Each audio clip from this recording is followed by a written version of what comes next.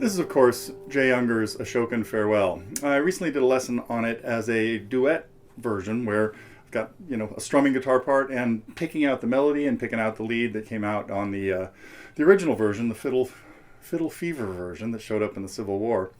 But a lot of people have asked me to do a solo guitar version, and some of our players here at Totally Guitars have even got their own arrangements of it. And so my goal with this, many times when I arrange songs, rock and roll songs or jazz tunes or anything like that for solo guitar, they usually come out pretty difficult. I usually try to put in too much stuff. I try to have everything in there that that Eric Wolfson wanted to have in Eye in the Sky, and everything that happened in Whitebird and things like that, making them kind of challenging.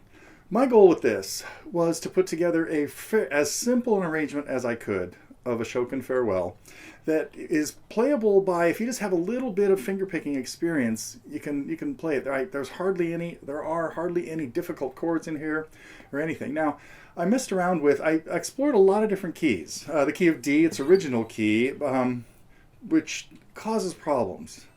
Well, let me not play it right there in D. Anyway, the problem with this song, it's not a problem.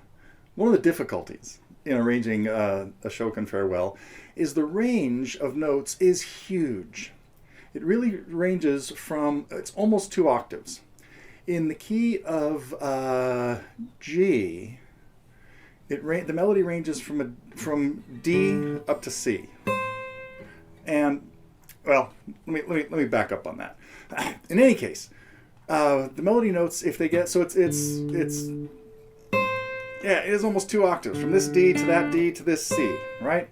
And that creates a problem with getting the melody notes on high strings. So in the key of D, that makes it range from A, here, all the way up to a G that would be there.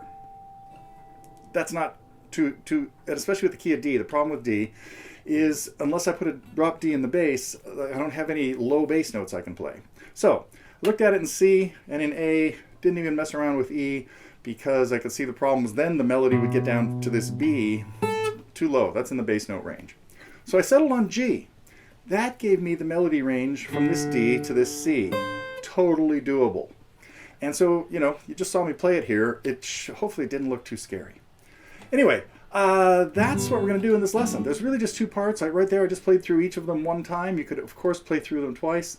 You could also decorate it a little bit. I'm going to keep that out of this lesson. I might add another one to this later on that has more elaborate stuff. But what we're going to look at in the next couple of segments is what I just played there, my arrangement of Ashokan Farewell in G.